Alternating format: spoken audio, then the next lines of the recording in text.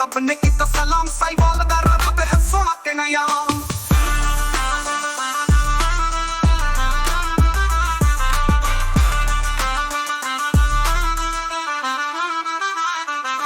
बादलों की रौनक ते सड़कों का शोर साहिवाल दा हर पासा हमेशा रंग भरपूर यारां दा जमाती चाय वाले चालियां साहिवाल दियां गल्लां वावा वालियां इत्थे दी हवा विच शांति ते खुशबू मलदी लोकां दे दिल विच हर वारी नवां झलक ए सच्चाई ते प्यार दी धरती साहिवाल दियां यादां रख साडे विच हमेशा बरकती प्यार ए शहर दा प्यार कदे मुकदा नहीं जिवें चौधरी दे नाल सूरत झलक तेरे जमांदा रूहां नूं छूण वाला माहौल हर वार साडी यादां दा बनया रोल